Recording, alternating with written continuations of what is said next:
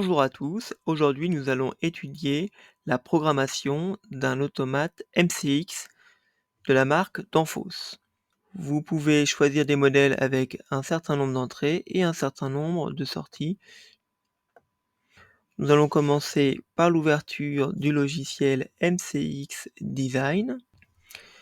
Donc, lorsque vous choisissez un nouveau projet, vous devez définir le type d'automate que vous allez utiliser. Je choisirai un modèle avec un écran. Donc on va pouvoir réaliser un projet simple allumage. Je vais choisir le dossier dans lequel je vais travailler. À l'ouverture d'un nouveau projet, le logiciel vous propose une mise en page par défaut avec un certain type de MCX. Nous n'en aurons pas besoin, donc je vais les supprimer. Pour cela, j'étire une sélection et j'appuie sur la touche supprimer. Pour ma part, j'ai une carte, un automate MCX 08. Pour réaliser un simple allumage, il nous faut des interrupteurs, donc on appelle ça des entrées digitales, normalement ouvertes, que je vais associer à une entrée dite virtuelle. Alors ça, vous êtes obligé de les définir. Ici, dans l'onglet ressources, vous pouvez aller sur Digital Input.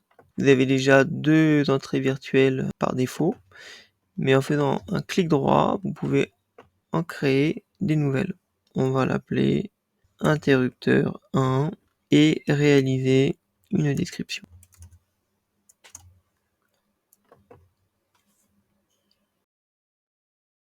Je vais raccorder mon entrée virtuelle avec mon entrée digitale et je raccorde le tout sur la carte en DI1. On va faire exactement la même chose pour les sorties, donc direction Digital Output, on va créer une lampe.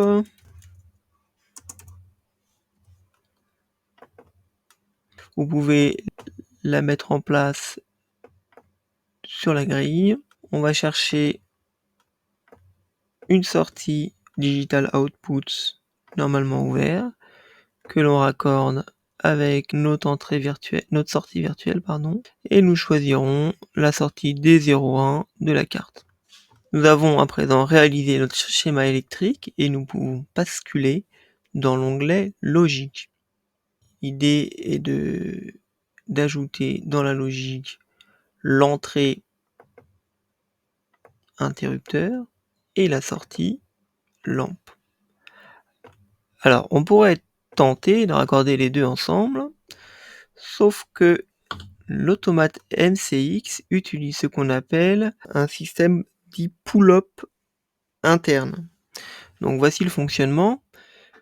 Pour éviter d'avoir des faux positifs, c'est-à-dire l'impression de recevoir une information sur la broche alors que c'est des parasites, en permanence l'automate va recevoir du 5 volts. Alors ça c'est à l'intérieur de l'automate, donc nous on n'a pas la main là-dessus.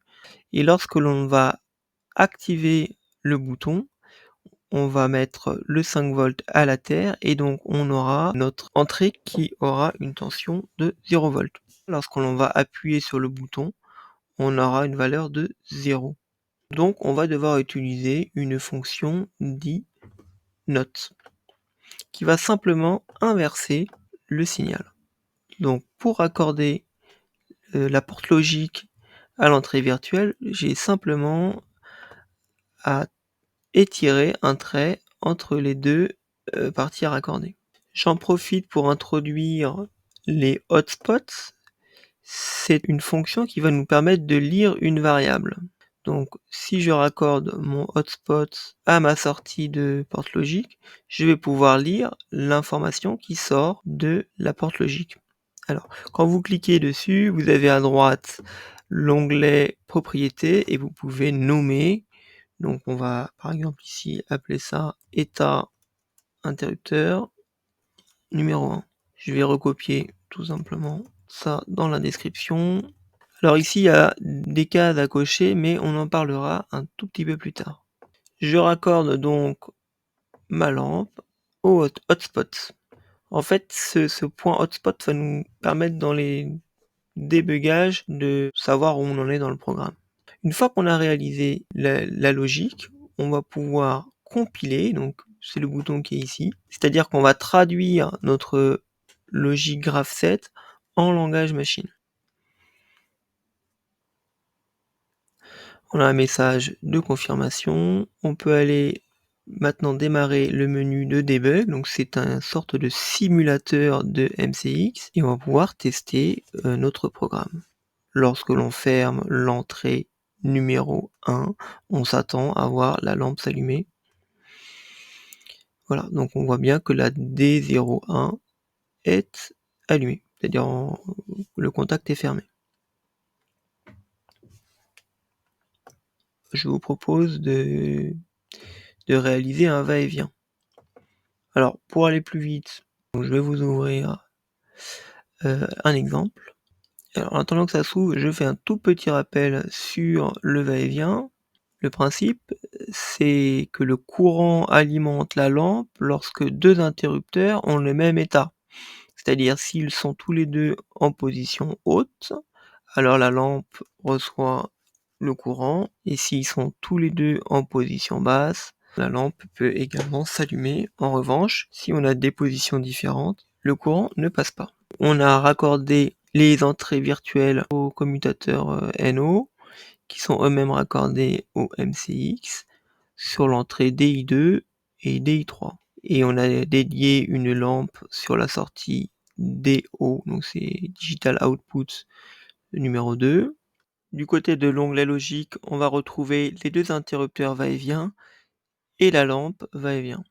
On a rajouté la fonction note, toujours parce que l'automate est équipé d'un système pull-up interne. Et vous pouvez noter une nouvelle porte logique qui s'appelle EQ, qui est une porte logique équivalente que vous trouvez ici. Celle-ci va comparer le signal bouton numéro 1 du signal qui vient du bouton numéro 2. Si les signaux sont équivalents, alors en sortie, on a une réponse 1. Et si jamais les signaux ne sont pas équivalents, on a une réponse 0. Lorsque les deux interrupteurs sont activés, donc sont en position haute, on peut noter la fermeture du contact de la lampe. En revanche, lorsqu'un interrupteur sur deux est activé, elle s'éteint, et lorsque les deux interrupteurs sont en position basse, la lampe peut s'allumer. À présent, je vous présente l'usage d'une box. C'est un élément qui va permettre de rendre la programmation plus lisible en regroupant une partie de la programmation. Sur l'onglet de droite, nous avons les propriétés et nous pouvons nommer notre box, par exemple logique va-et-vient. Je peux copier dans la description l'entête. Alors ça va se mettre à jour un petit peu après. En attendant, on va pouvoir copier le code, la programmation que nous avons réalisé tout à l'heure. Et en double-cliquant, je vais rentrer dans ma box. Je colle ma programmation. Pour faire entrer des variables dans une box, il faut passer par des hotspots. Dans notre cas, nous en avions déjà, donc je vais tout simplement les récupérer. Je peux supprimer les entrées et supprimer la sortie. Remarquez que les hotspots doivent être configurés. Par exemple, ici, l'interrupteur 1 est une entrée, donc il faut cocher Input. C'est la même chose pour l'interrupteur 2. Et la sortie, je vais vérifier si elle est bien Output. Alors non, donc on va la cocher. Lorsque je reviens dans le dossier parent, vous pouvez noter que le titre a été mis à jour et les entrées se trouvent à gauche et les sorties à droite. On va pouvoir supprimer ce que nous avions précédemment. Je mets en place la box. Je supprime cette liaison qui n'existe plus. Je vais raccorder la sortie avec la sortie de la boîte et donc mes interrupteurs vont être raccordés avec l'entrée 1 et avec l'entrée 2, le hotspot numéro 2 de ma box. La logique est conservée, donc je peux utiliser le debugger pour faire un test. Lorsque mes deux interrupteurs ont la même position, je vois que ma sortie numéro 2 est fermée, donc la lampe est allumée. Lorsqu'un des deux interrupteurs est en position basse, la lumière est éteinte et lorsque les deux sont en bas, eh bien nous avons l'enclenchement de la lumière. Voilà pour ce projet. Je vous propose un autre exemple. Pour ce nouveau projet, je vous propose de piloter 4 résistances en fonction de la température ambiante.